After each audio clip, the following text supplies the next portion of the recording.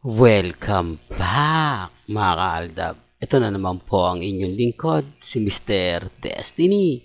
At magbibigay po tayo ng pinakamainit na update po ngayon sa social media. Ito po yung ganap kay Alden Richards sa Lazada mga kaaldab. Nakasama niya si Rupa May Quinto. Marami kasi nagsasuggest, Mr. Destiny, may update ka ba kung saan nga po ba, kung ano nga po bang ganap, etc. etc. Di po ba? Akala nga po ng iba si Sharon Cuneta yan. Di po, si Rupa May Quinto po yun, mga kaaldab. Dito po sa video na to, maririnig nyo mga kaaldab. Pero hindi na natin pinarinig yung boses kasi nakakadismaya lang dahil binabato ng mga fans na alam nyo na, nakatrin. Di po ba? Hinahanap si Alden.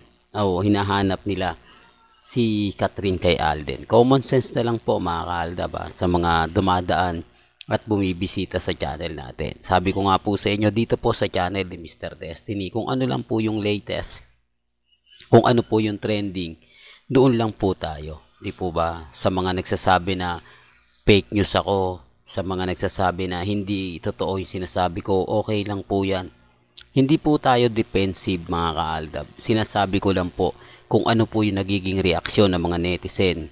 Lalo na po sa page natin na sinasabi nga po nila na kumbaga Mr. Paasa daw po ako. Wala naman pong problema. Di po ba? Wala naman pong pilitan. Hindi ko naman po pinipilit yung mga netizen na pumunta po sa akin na kumbaga i-share nila, i-like nila yung mga video, mga gandang comment. Depende po yan sa pananaw at opinion. Hindi po ba? Marami nagtatanong, ano nga po ba Mr. Destiny yung ginawa ni Alden sa Pampanga? Bakit naandun nga po si Alden Richards? Ipapalabas yan sa YouTube channel ng GMA sa 13 mga kaaldab. Doon mapapanood nyo yung pamaskong handog. Kumbaga parang ano yun, yung si Alden Richards talaga yung pinaka popular doon. Yan kay Jessica Soho. Sinabi ko na to mga kaaldab para lang klaro. Para lang po sa kaalaman ng lahat. Di po ba? Sabi ko nga po sa inyo dito po sa channel ni Mr. Destiny kung ano lang po yung latest, kung ano lang po yung trending, doon lang po tayo. Di po ba? Wag po kayong maniniwala sa mga issue na binabato. Real talk mga kaaldab. At lalo pa po ito na naman po, Alden official nang nililigawan si Catherine. Naniniwala po ba kayo? May mga bagay-bagay talaga mga kaaldab na kailangan nila tong gawin. Kailangan ipalandakan pa po nila sa social media. Di po ba? Ang tanong, pero Mr. Destiny, bakit marami naniniwala? Bakit, kumbaga, ganito yung ginagawa nila?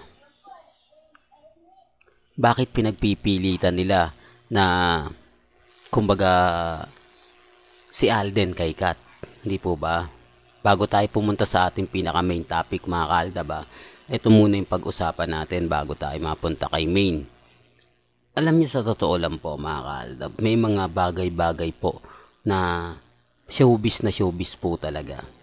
Kaya nga po ganito yung sinasabi nila kaya nga po ganito yung mga komento nila para nga po mapag-usapan at may balik ang pelikula ng Hello Love Goodbye Part 2. Di po ba? Taktika po yan Taktika na kumbaga para makuha mo yung simpatya ng mga viewers, ng mga netizen, kailangan mo tong gawin. Di po ba? Ibig sabihin si Alden tira-tira lang. Ibig sabihin si Alden pagkatapos pagsawaan siya naman. Hindi, para lang klaro. Masakit na salita pero yan po yung totoo. Di po ba? Hindi lang naman pinanganak si Alden ngayon. Di po ba? Para madaling malinlang, madaling maloko. Di po ba? Kaya nga po sabi ko sa inyo, wag po kayong maniniwala. Mainit pa yung issue na yan. Hindi makikisawsaw si Alden yan. Di po ba? Ang daming mga, sabi ko nga po sa inyo, iba rin ang reaksyon ng mga fans ni Catherine. Marami yung iba galit. Bakit daw po? Parang gustong-gusto na nga daw po ni Alden na maghiwalay yung dalawa. Pero may mga pagkakataon na gaya nga na sinabi natin, naniniwala pa rin po sila na may balikan na mangyayari. Na kumbaga parang sinasabi ng iba na, oh Mr. Destiny, malay mo, di po ba? Sabi ko nga po sa inyo, maraming mga mamis din ng fans ng Katnil. Ang kumbaga naniniwala na, alam nyo na mga kaaldab, na ibig kong sabihin naninindigan sila na muling magbabalik. Di po ba ang tambalang Katnel? Kaya wag po kayong basta-basta maniniwala. Well, punta na tayo sa ating pinaka main topic. Eto mga kaaldab, sa mga nagsasabi at sa mga hindi po naniniwala, nire-respeto ko po kayo. Marami tuloy komento na, Mr. Destiny, etong December 12, may celebration na magaganap. Di po ba? Kaya siguradong wala si Maine Mendoza. Dahil birthday nga po ni Mami Rio, at siguradong magse-celebrate po sila kasama si Maine Paul Carson. Issue na naman yan, Mr. Destiny. Kaya nga po wala si Mengay. Kaya nga po, kumbaga binibigay talaga ni Mengay para kay Alden. Kung mapapansin nyo, yung mga panahon na nagse-celebrate si Alden sa birthday ni Mami Rio, laging wala po yung dalawa sa 8 Bulaga. Hindi, para lang klaro, para lang po sa kaalaman nila. Para lang po sa mga taong dumadaan at bumibisita sa channel natin. Imposible naman po na hindi nyo alam yan. Di po ba? Na kapag birthday ni Mami Rio, si Mengay talaga yung unang naaalala ni Alden. Bakit? Dahil kahawig at kamukha nga po ni Maine Mendoza, si Mami Rio. O, baka may mag-react limain ko wala pong pilitan. Inuunahan ko na po kayo. Wala pong pilitan dito po sa channel ni Mr. Destiny. Kung ano lang po yung gusto nyong mapanood, kung ano lang po yung gusto nyong marinig, doon lang po tayo. Di po ba? Hindi naman po ako namimilit at never naman po tayong kumbaga magpupush na mga ganyan para lang po makumpirma o kumbaga ibig kong sabihin may paliwanag. Dito naman po sa channel ko wala naman pong pilitan. Ito naman po sa channel ko kung ano lang po yung latest, kung ano lang po yung trending, doon lang po ako. Di po ba? Huwag po kayong basta-basta maniniwala sa mga sinasabi at pahayag. Tignan na lang po natin. Baka sabihin nyo, ikaw nga nagbibigay ng pahayag ginagawa naman po talaga nila to dati. Nire-remind ko lang. Yun yung pagkakaiba ng ginagawa nila na pinag-uusapan kaysa sa nag-e-edit lang. Di po ba?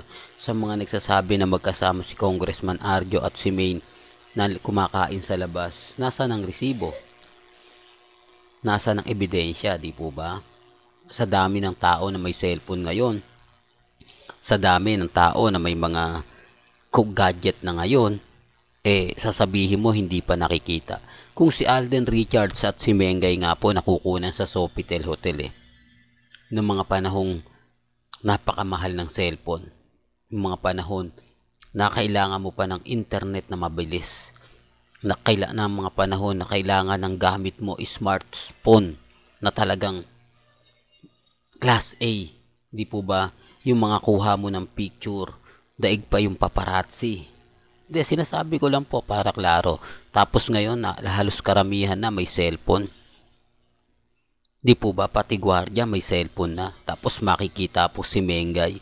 Common sense na lang po mga kaaldab.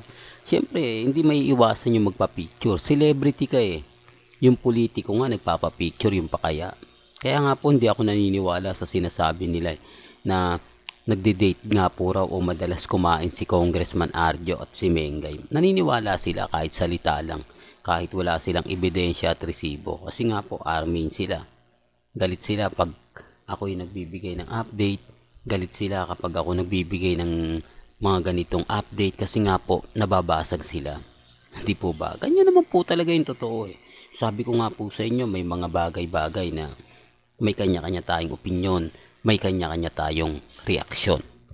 Well, hanggang dito na lang po yung updates natin mga kaaldab. Kaya kung gusto nyo pa po ng pinaka-latest at sariwang update, abay tumutok lang po kayo dito po sa channel ni Mr. Destiny para updated po kayo sa mga latest at sa mga bagong video po na ilalabas po natin maya-maya lang. Kaya kung bago ka lang sa channel na to at isa kang true-blooded Aldab Nation na nagmamahal po kila Mengay at Tisoy, tama po ang channel na pinuntahan mo.